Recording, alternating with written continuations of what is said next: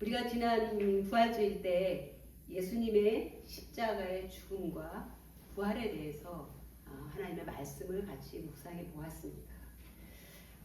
예수님의 십자가의 죽음과 부활은 사실은 정말 엄청난 사건이었고 사실 제자들에게는 말할 수 없는 충격의 사건이었습니다. 그러나 그 예수님이 죽으시고 부활을 하셨음에도 불구하고 제자들은 예수님의 부활의 의미가 뭔지 잘 깨닫지 못했습니다. 그러다가 그 성령의 강림으로 인해서 성령님이 예수님이 약속하신 내가 가서 너희에게 보혜사 성령을 보내주리라. 내가 가는 것이 너희에게 유익하니 그 보혜사가 너희들에게 모든 말씀을 깨닫게 해주리라. 너희가 지금 깨닫지 못하고 나의 이 일들을 너희가 잘 이해하지 못하는데 그분이 오시면 이것을 깨닫게 해주리라 라고 약속하신 그 성령님이 이 땅에 오셨습니다. 그 성령 강림을 통해서 제자들은 예수님의 죽음과 십자가의 죽음과 부활의 의미를 정확하게 안 거예요. 그래서 예수님의 죽음은 내 모든 죄의 대신 죽으심, 그리고 그 죄를 속해주는, 그 값을 다 치러주는 그러한 의미가 있었고, 예수님의 부활은 그 모든 예수님의 죽음이 나의 죄를 대신했고 그 모든 죄를 깨끗이 값을 치렀다고 하는 것에 대한 확증, 하나님 이것은 효력이 있다, 내가 이것을 기쁘게 받았다라는 것으로 하나님이 예수님을 살리신 것입니다. 그러니까 우리에게 예수님의 죽음과 부활은 모든 나의 심판받을 죄가 사해졌다는 거, 용서받았다는 거. 그리고 이제는 우리가 그 하나님의 자녀가 되어서 예수님이 우리에게 주신 모든 능력과 은혜를 따라서 예수님이 죽음을 이기신 그 능력을 우리의 것으로 삼고 부활신앙으로 살아가는 그러한 놀라운 이 교훈을 제자들이 깨달은 것입니다. 그래서 예수님이 부활하셨다는 소식을 들었을 때 문도 열어주지 못하고 두려워했던 그런 제자들이 성령 강림 예수님이 정말 어떤 분이신지를 성령님을 통해서 깨달았을 때 그들은 다락방에 숨어 있을 수가 없었습니다. 그들은 곧바로 길거리로 나아가서 복음을 전하게 되었죠. 그래서 사도들의 전도가 활발하게 이루어졌죠.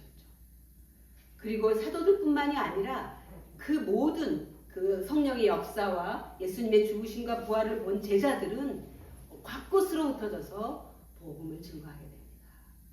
그러다가 복음이 활발하게 전도돼서 그래서 베드로의 설교를 통해서 3,000명이 나는 어찌할꼬, 우리가 죽인 예수님을 하나님께서는 우리의 주와 그리스도가 되게 만드셨는데 그를 죽인 우리는 이제 어찌할꼬 했을 때에 베드로는 너희가 회개하고 세례를 받음으로 이제는 주님의 자녀로서의 삶을 살라고 말하고 그들은 다 죽게 돌아왔습니다. 그들도 역시 돌아다니면서 자기가 만난 자기의 죄를 용서하신 그 제자들을 전파하러 다녔습니다. 그래서 이 복음 전도가 활발하게 일어나고 곳곳에서 회개하고 죽게 돌아오는 자의 수가 늘어나고 세례받는 자들의 수가 늘어날 때에 스데반이 유대인들에게 잡혀서 이제 정죄를 받게 됩니다. 그런데 스데반이 유대인들에게 설교를 합니다. 그게 사도행전 7장에 나오는데 이 설교는 정말 이스라엘의 역사, 하나님께서 메시아를 약속하시고 그 메시아가 오기까지의 과정들을, 역사적인 사실들을, 그러니까 유대인들이 다 알고 있는 거예요. 그것을 구속사실, 메시아의 관점, 다시 말하면 예수님에게 초점을 맞추고 그것을 해석하는 그 얘기를 들을 때에 그 유대인들은 견딜 수가 없었습니다. 마치 예수님을 십자가에 못 박은 유대인들처럼 스데반의 말에 귀를 막고 듣지를 못하고 결국은 스데반을 돌로 쳐서 죽이게 되죠. 그래서 스데반의 첫 순교가 일어납니다. 이 순교를 통해서 이 예수님의 복음을, 이 부활신앙을 증인으로서 전하던 사람들이 다 곳곳으로 흩어지게 됩니다. 그래서 사도행전 8장 1절에 보면, 우리가 읽은 8장 1절에 보면, 사울이 그가 죽임당함을 마땅히 여기더라. 여기 죽임당한 건 스데반이죠. 사울은 스데반이 죽임당할 때, 순교당할 때 그 사형 죽이는 것에 증인으로 서 있던 사람이죠. 그날에 예루살렘에 있던 교회에 있는 교회에 큰 박해가 있어서 사도들은 그 예루살렘을 지킵니다. 그래서 사도들은 예루살렘에 남아서 교회를 지키고 예루살렘에서 핍박 가운데서도 복음을 전하죠. 그러나 나머지 제자들은, 믿는 사람들은 유대와 사마리아 모든 땅으로 흩어져서 역시 복음을 전하게 됩니다. 그런 가운데에 그 복음이 한 로마 사람에게 전해집니다. 그게 오늘 읽은 본문 말씀 가운데 나오는 백부장 고넬료예요. 그래서 1절에 보면 이달리아 부대의 군대 백부장 고넬료 이렇게 나옵니다.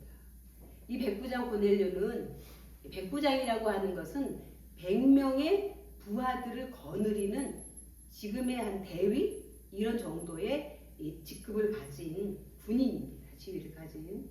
그래서 이 백부장 고넬료는 가이사라에 배치된 이탈리아 로마 부대의 백부장이에요. 이 가이사라는 굉장히 중요한 도시였어요. 그 당시에는 아우구스 가이사라는 거는 시저죠. 이 아우구스 가이사의 이름을 따서 지은 도시예요. 그래서 가이사라 이렇게 되고요. 이 지역은 유대 지방의 행정상 수도였습니다. 그래서 여기에서는 그 로마의 통치에 가장 중요한 행정이 이루어지는 곳이었습니다. 그리고 헤롯 왕이 이 가이사에게 이 도시를 바친다는 의미로 건설한 화려한 항구 도시입니다. 그래서 여기는 굉장히 무역이 활발했고 그 로마의 지배가 중심이 된 그러한 지역이었기 때문에 굉장히 중요한 지역이어서 이 로마로부터 직접 파견된 부대들이 이곳에 머물고 있었습니다. 그래서 이 고넬료는 가이사라에 배치돼서 온 거예요. 군인들은 발령에 따라서 움직이죠. 그래서 이 고넬료는 다시 로마로 갈 수도 있어요. 또 다른 지역으로 갈 수도 있어요. 그럼 어쨌든 지금 고넬료는 가이사라에 배치되어서 100명의 군대들을 이끌고 있는 그러한 군인입니다. 근데 이 고넬료는 하나님께서 굉장히 기뻐하신 가정이었어요. 오늘 읽은 본문 2절에 보면 그가 경건하여 온 집안과 더불어 하나님을 경외하며 백성을 많이 구제하고 하나님께 항상 기도하더니, 그래서 4절에 보면 내 기도와 구제가 하나님 앞에 상달되어 기억하신 바 되었으니, 이 고넬료의 가정은 하나님께서 기뻐하셨고 그의 모든 제사, 예배를 기뻐 받으셨어요. 사실 이 고넬료는 로마 사람이고 이방인입니다. 그래서 이방인이어서 유대인들의 제사에는 들어갈 수가 없어요. 금하죠. 그러나 그 고넬료는 하나님을 경외하고 하나님을 섬기고 하나님께 기도하고 하나님께 예배드리는 모든 것들을 하나님께서는 기뻐 받으셨다고 그렇게 말하고 있습니다. 근데 이 고넬료 사건을 기록한 이 말씀은 AD 36년경, 그러니까 예수님이 십자가에 돌아가시고 그러니까 십자가에 돌아가셔서 부활하시고 하늘로 승천하신 지 몇 년 되지 않을 때에 일어난 사건입니다. 그 예수님의 그 부활 사건이 지난 얼마 안 된 이제 막 만든 시기에 예수님을 믿게 된 거예요. 우리나라는 올해로 예수님의 이 복음이 들어온 지 140년 됐습니다. 몽골은 몇 년 되었죠? 25년, 35년. 35년? 25년. 91년. 35년, 92년. 35년 됐고 우리나라는 140년 됐습니다. 이 고넬료는 이제 10년도 안 되는 그 시점에 예수님을 영접하고. 이 사람 누구예요? 로마 사람이에요. 로마 사람은 이스라엘을 다스리는 지배국이에요. 그런데 그 식민지에 예수님을 구주로 영접하고 예수님을 믿는 그런 사람들, 특별한 은총을 받은 사람이죠. 근데 그 하나님이 기뻐하시는 이 가정의 모습을 보면 첫째는 경건하여 온 집안과 더불어 하나님을 경외해요. 온 집안과 더불어. 그러니까 고넬료만 하나님을 잘 섬기게 아니에요. 고넬료에게는 가족이 있죠. 아내가 있을 것이고 자녀들이 있을 것입니다. 또 지위가 높기 때문에 100명의 군인들을 다스리고 있기 때문에 이에게는 그 고넬료에게 딸린 가솔들이 많이 있습니다. 여기 나오면 일하는 하인들도 있고 부하들도 있다고 그랬습니다. 그 온 집안에 더불어 하나님을 경외한다. 여기에서 경외하다라는 이 말은 포브메노스라고 하는 이 헬라어는 이 형태가 현재 분사형이에요. 이거는 항상 경외하고 있다는 그런 뜻입니다. 그러니까 이 고넬료는 그의 마음이 하나님께 고정되어 있어요. 그래서 늘 그 하나님을 바라보고 경건한 마음으로 그 하나님을 경외하였다라고 해요. 근데 이거를 누가? 고넬료의 온 집안 사람들이 함께 그랬다고 합니다. 부모와 함께 자녀들이 그 하나님을 경외했고 그 집안의 하인들과 그의 부하들도 하나님을 경외하였다.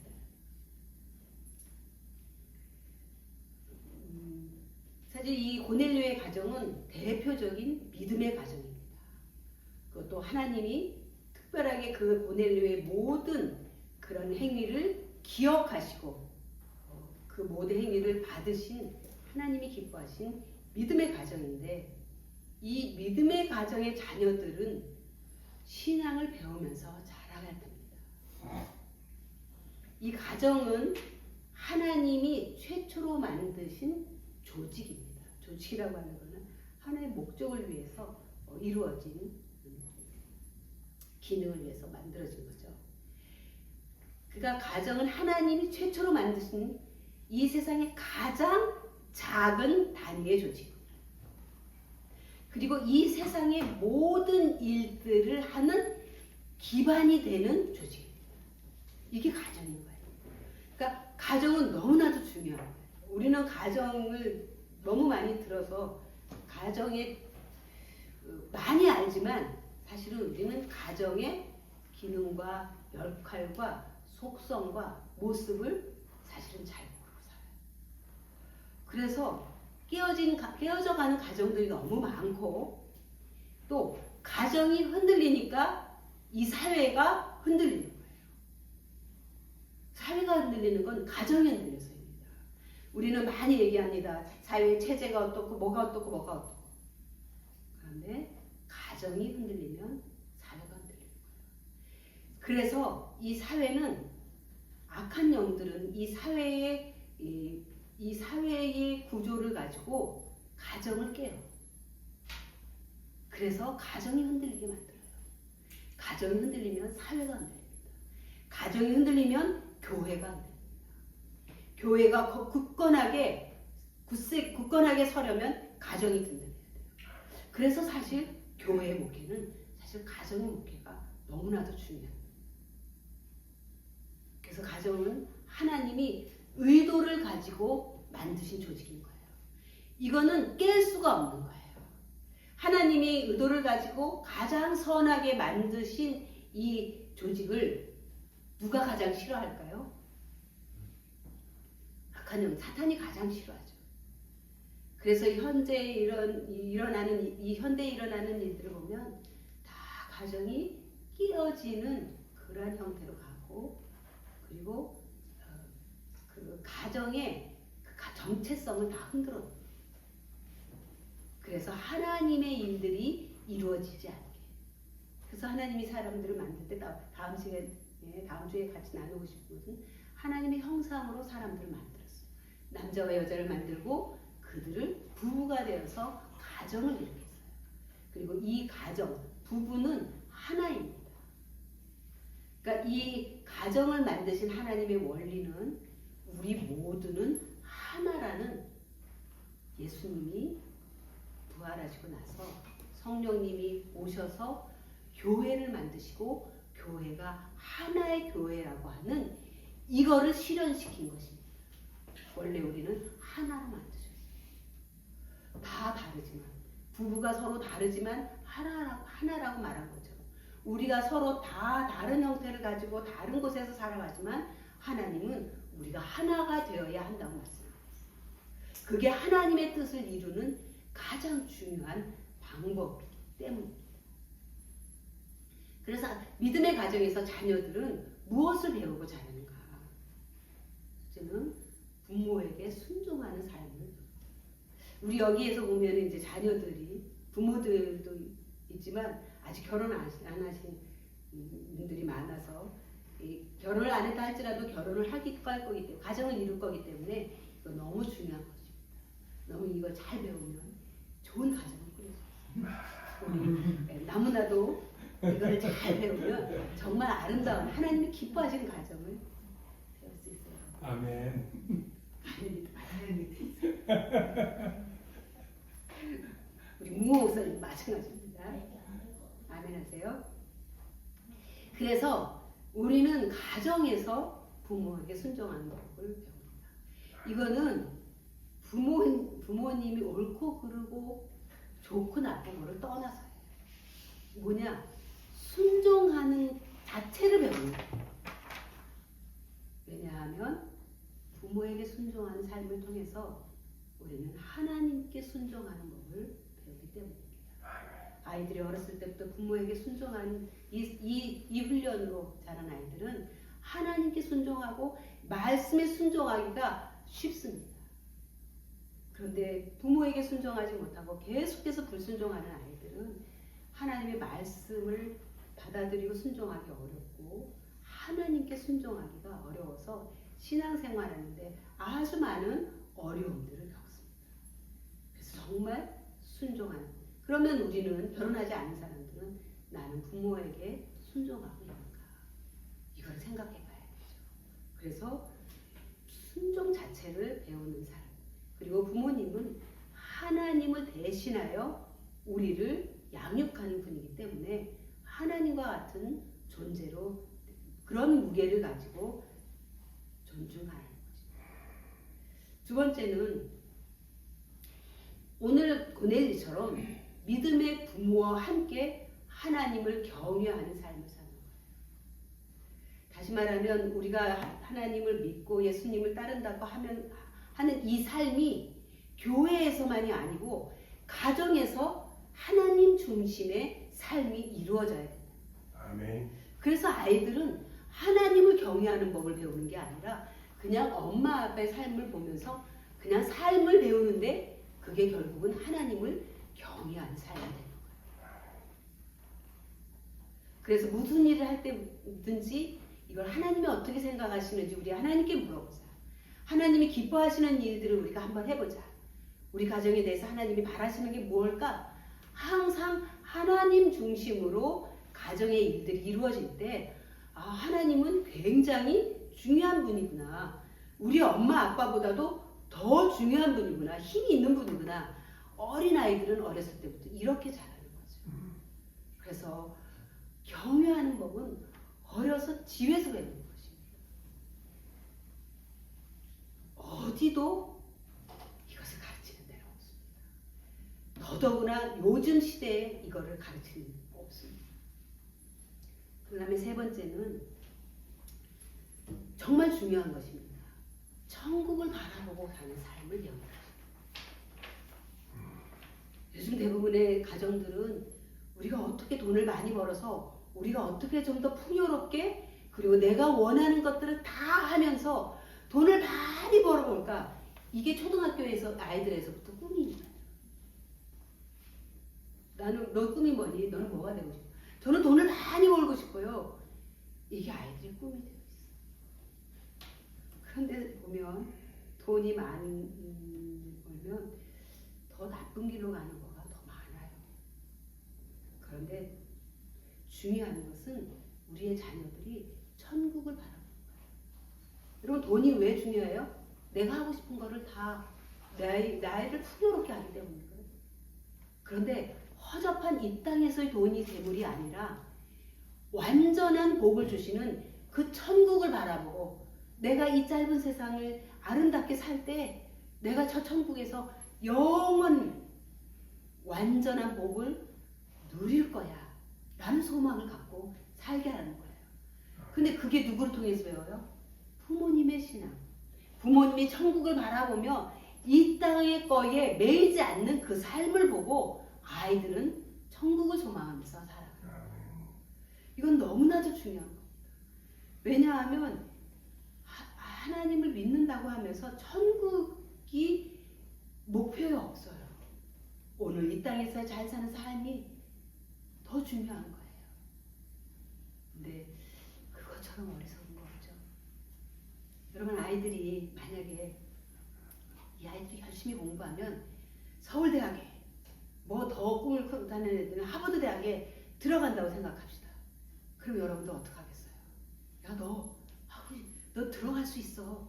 그거 보장된 거야. 네가 이렇게 하기만 하면 돼. 라고 아이들을 격려해서 거기 들어가게 하려고 하지 않겠어요? 그런데 서울대학은 들어가게 하려고 모든 거를 맞추면서 그거에 비교할 수 없는 천국을 왜 아이들에게 소망으로 갖게 하지 못합니까? 그는 정확하게 천국에 대한 소망이 부모에게 없기 때문에 여러분 우리 아이들에게 이 세상에 딱 하나 줘야 될 거 있다면 여러분들이 어떤 것이 아니라 딱 한 가지만 내가 아이들에게 줄 수 있다면 무엇을 주겠습니까? 천국의 구원을 주는 거예요. 여러분 아멘입니까? 아멘. 네. 이게 여러분들이 아직 가정을 이루지 않았어도 여러분들의 꿈이 그거예요. 여러분들의 목표가 그래야 돼요. 여러분들이 자녀들을 낳아서 기를 때에 그게 목표로 아이들 양육하는 거예요. 그러면 하나님의 사랑으로 양육할 수밖에 없어요. 네 번째는 주님의 제자로 살아가게 하는 거예요. 천국을 바라보며 천국을 얻을 수 있는 건 이 땅에서 주님의 제자로 살아가는 삶. 그래서 우리는 아이들을 주님의 제자로 길러야 돼요. 주님의 제자로 기르려면 내가 제자가 되지 않으면 아이들이 제자로 살아갈 수가 없어요. 제자는 스승을 보고 그 뒤에서 그 발자취를 보고 배우며 따라가는 존재예요. 이 세상에 누가 우리 아이들의 삶의 모범이 되겠어요? 그런 사람 없습니다. 오직 부모만이 확실하게 아이들을 제자로 기를 수 있는 기회가 있는 거예요. 그래서 부모가 제자로 살아갈 때에 아이들은 그냥 부모 따라가면서 제자가 되는 거예요. 옛날에 도제라고 있죠. 자기 집에서 와가지고 그 제자와 함께 그 집안에서 먹고 자고 배우면서 그 스승의 모든 것들을 그 기술과 전문적인 것들을 배우고 그의 삶까지 그의 철학까지 다 배우는 게 옛날의 도제 방식이었어요. 그런데 부모와 자녀는 도제보다도 훨씬 더 강력한 영향력이 있는 것입니다. 그래서 이 모든 것들은 가정의 부모에게서만 배울 수 있는 신앙의 모습입니다. 왜냐하면 이 세상은 절대로 이거를 가르치지 않습니다. 여러분 한번 생각해 보세요. 우리 아이가 어디에서 이러한 삶을 이러한 교훈들을, 이러한 배움들을 할 수 있습니까? 단 한 군데도 가정 이상의 뜻은 없습니다. 그런데 우리는 너무나도 막연하게 아이들을 세상에 그냥 던져놓습니다. 그리고 하나님, 우리가 어떤 많은 것들을 이루었다 할지라도 내 자녀가 이러한 구원을 받지 못하고 하나님의 이 놀라운 축복을 받지 못하고 살아간다면, 그래서 심판을 받게 된다면 그 어떤 것을 이루었다 할지라도 우리의 삶은 지옥 같은 삶이 되는 거죠. 그래서 자녀들에게 이 분명한 신앙을 믿음의 가정에서 전해줘야 되겠죠. 이 부서지는 아이들이라고 하는 이 책을 쓴 사람이 저자 에비게일 슈라이어예요. 이 사람은 그 맨하탄에 있는 정책연구소의 수석 연구원으로 이 책을 쓴 것입니다. 수백 명의 그 부모들을 대상으로 조사하고 설문조사하고 그들의 고충을 들어보면서 이 책을 썼습니다. 저자는 감정보호, 아이들의 감정을 보호하는 것을 최우선의 가치로 둔 양육 방식이 그 아이의 개인 성장은 물론 사회 전체의 회복력을 계속해서 약화시키고 있다는 이러한 문제의식을 가졌습니다. 그래서 전 세계가 겪고 있는 이러한 교육, 양육 위기의 실상을 이 책을 통해서 밝혀보고 있습니다. 특히 학생의 기분을 확인하는 감정 체크인. 아침마다 교실에 들어가서 아이들의 감정을 체크합니다. 미국에서는 이거를 실시하고 있습니다. 너의 감정이 오늘은 어떠니? 그리고 그 감정을 맞춰주는 교육을 하는 거죠. 이게 교실의 일과가 되어버린 미국의 교육 현실을 지적하고 전례 없이 그 어떤 시대에 없는 그 배려와 지원이 어떻게 아이들을 오히려 가장 취약하고 스스로 독립적이 아닌 의존적인 존재로 만들었는지를 날카롭게 파헤치는 책입니다. 이건 자녀들을 둔 부모들은 꼭 한번 읽어봐야 될 책입니다. 그래서 모든 불편과 불안을 부모가 해결해 주는 거예요. 그래서 아주 연약한 금쪽, 요즘 금쪽이라는 거 저는 한 번도 본 적이 없어요. 금쪽이라는 프로그램을. 그런데 문제야. 가정에서 양육 방식을 통해서 문제를 가진 아이들로 양육하는, 그러나 너무나도 금쪽같이 귀한, 그러나 너무나도 부모가 더 이상 손댈 수 없는 그런 형태의 자녀들, 그런 양육 방식을 지적하고 있습니다. 그런데 놀라운 건 이런 교육 방식으로는 절대로 구원을 얻지 못한다는 거죠. 그 아이를 정말 기분을 맞춰주고 또 그 아이들을 격려하고 배려하고 너 아주 착하고 최고야 뭐 무슨 말을 해서 그 아이들 기분을 좋게 만든다 하더라도 그 아이가 자기 안에 내면에 있는 이 죄성 또 이 부정적인 어떤 이러한 내면의 모든 변화들을 아이들이 스스로 조절하지 못하고 이거를 방치하고 오히려 그것들을 드러내서 자기의 삶을 망치게 하는 그런 것들 보고도 부모가 간섭하지 않는 이런 교육은 결국은 구원을 얻지 못합니다. 그래서 2023년이죠. 서초동의 어느 한 학교에서 젊은 교사가 극단적인 선택을 했습니다. 아이들의 문제 때문에. 그리고 2024년에는 지방의 어느 한 학교에서는 한 반이 6명의 교사가, 담임 교사가 바뀐 거예요. 그래서 둘 다 요즘 일어나는 교사들의 모든 문제의 배경은 다 같은 겁니다.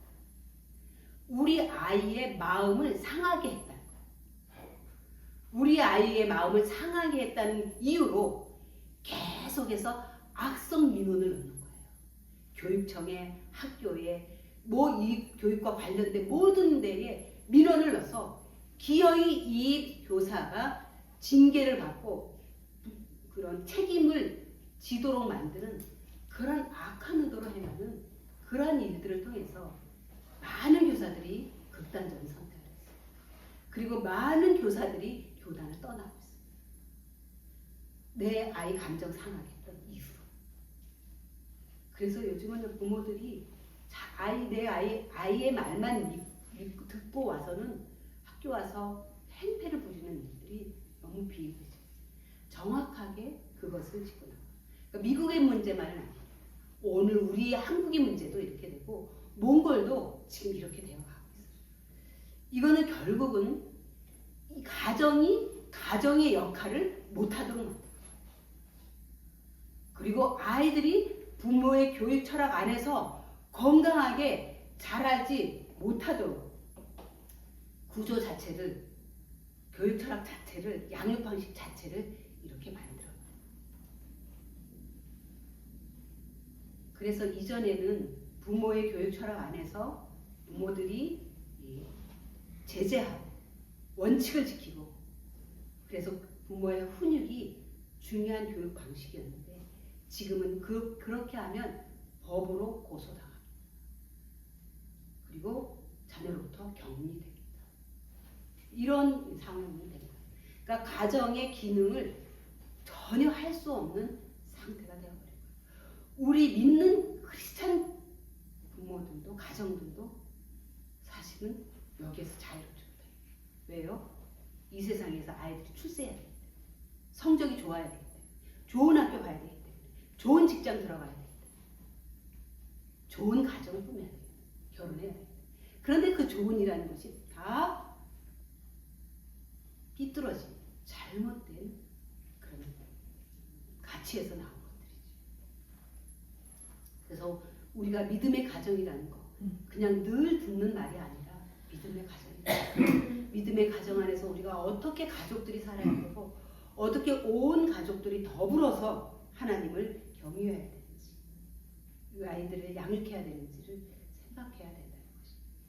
그런데 고넬료는 이것을 아주 하나님이 기뻐하시도록 했다는 것입니다. 두 번째는 이 고넬료는 백성을 많이 구제해요. 지배자인 로마의 군인이 식민지에 가난한 사람들을 구제해요. 여러분, 이 당시에 식민지 유대인들이 얼마나 가난하고 어렵게 살았겠어요. 그런데 수많은 로마 군인들은 그러한 식민지의 가난한 사람들에게조차도 착취를 하고 그들을 박해를 하고 힘들게 하는데 이는 그렇게 하지 않았어요. 가난한 사람을 지속적으로 구제를 했습니다. 사랑과 긍휼의 마음이. 왜 그랬죠? 하나님을 경외하기 때문에, 경건하기 때문에 이를 했던 것입니다. 우리의 가정은 자녀와 함께 어떤 방법으로 구제를 하고 있습니까? 이 구제는 여기에서도 온 집안과 더불어 구제를 했다는 거예요. 이 고넬료만 한 게 아닙니다.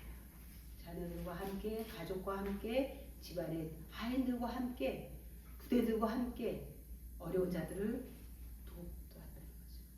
어려운 자들을 볼 때 이 군인들을 데리고 가서 그 어려운 자들을 돕지 않았겠습니까? 함께 했다는 거죠. 다시 말하면 하나님에 대한 사랑을 이웃 사랑과 긍휼의 마음으로 실천했다는 것이죠. 우리의 구제를 통해서 우리의 자녀들은 무엇을 배웁니까? 구제하는 삶을 배우게 됩니다. 구제의 기쁨을 배우게 되는 거죠. 아이들이 이걸 경험할 때에 그 구제의 기쁨, 그리고 우리가 함께 살아간다고 하는 이 공동체 의식을 아이들이 갖게 되는 거죠.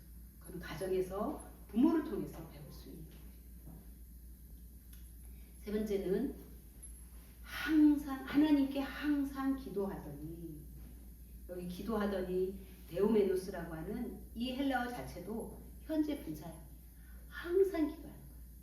그러니까 앞에 항상이라는 말도 나왔지만 이 기도하더니 데오메노스라는 말 단어 자체에 항상이라는 말이 들어가 있어요.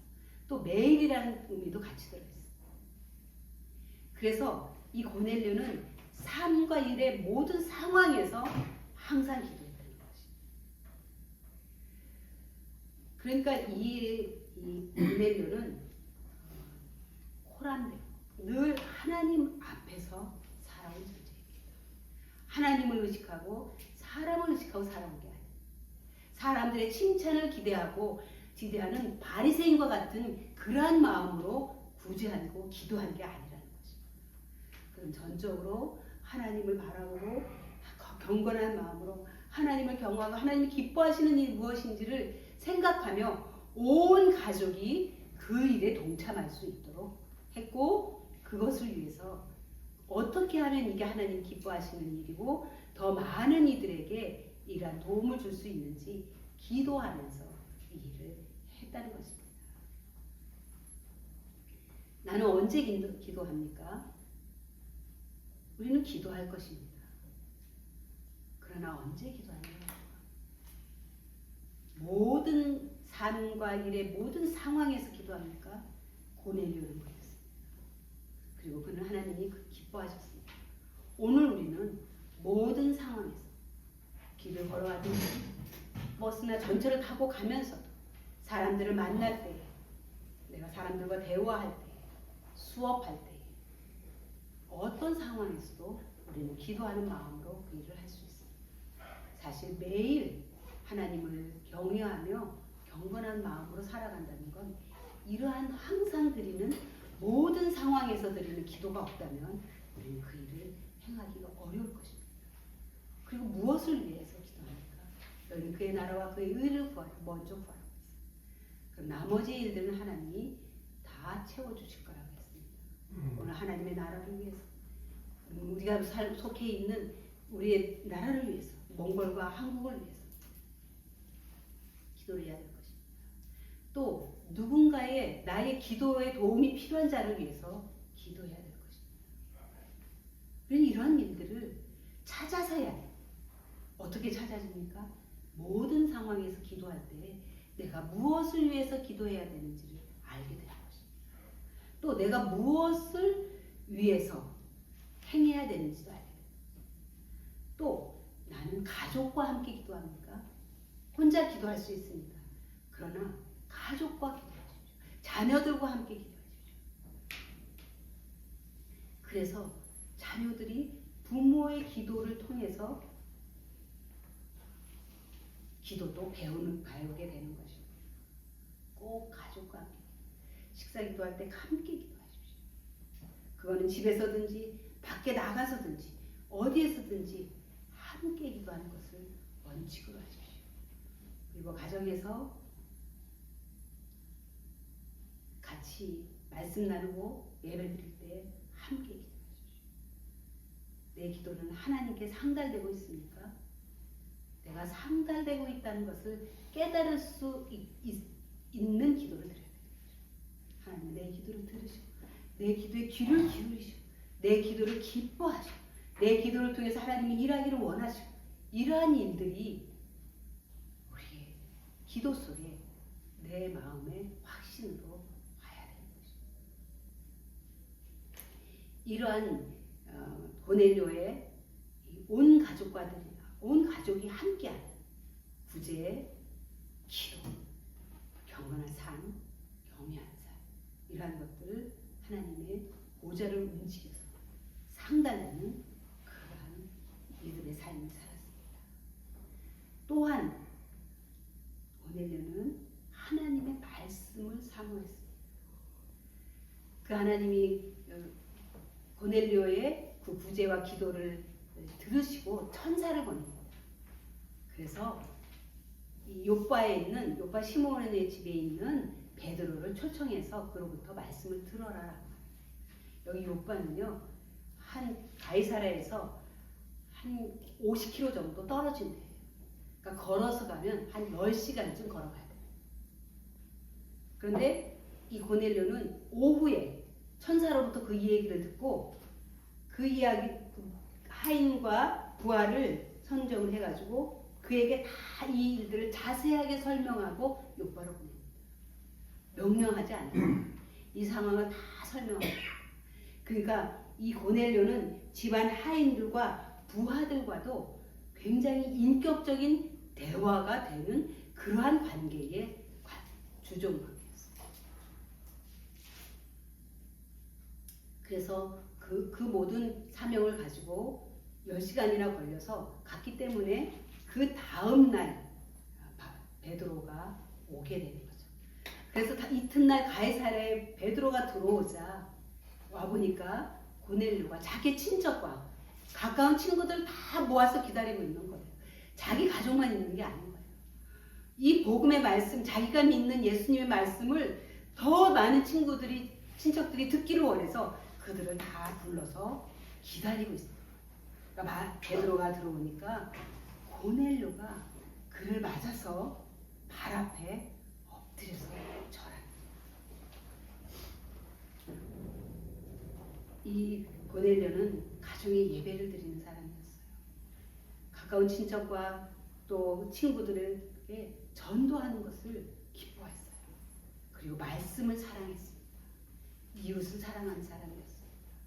그는 식민지의 일개 종교 지도자, 전도자 베드로에게 엎드려서 절을 하는 겸손함을 가진 사람이었습니다. 이러한 마음을, 이러한 신앙을 가진 고넬료의 가정은 많은 사람들의 칭송을 받는 그런 가정이었습니다. 사도행전 10장 22절에 보면 그들이 대답하되, 우리 함께 읽어볼까요? 시작. 그들이 대답하여 이르되 부장 고넬료는 의인이요 하나님을 경외하는 사람이라. 유대 온 족속이 칭찬하더니 그가 거룩한 천사의 지시를 받아 당신을 그 집으로 청하여 말을 들으려 하느니라. 온 유대인 거예요. 식민지 사람들의 유대라는 게. 그 사람들한테 칭찬을 받는 사람. 의인이고 하나님을 경외하는 사람. 오늘 우리는 누구에게 칭찬을 받고 있습니까? 우리는 가까운 친구들에게, 친족들에게, 이웃들에게 칭찬을 받는 하나님을 경외하는 사람이니까 이 사람은 그랬습니다. 그는 집안 사람, 유대인, 하나님께 칭찬받는 사람이었습니다. 저는 가정의 달을 맞아서 5월을 맞아서 우리 기류의 교회 모든 성도님들의 가정이 이 고넬료와 같이 온 가족들이, 집안의 사람들이 주님을 섬기고 구제하고 항상 기도하며 많은 사람들에게 칭찬을 받는 하나님을 경외하는 자라고 하는 그러한 크리스찬으로, 그 믿음의 가정으로 살아가기 축원합니다. 함께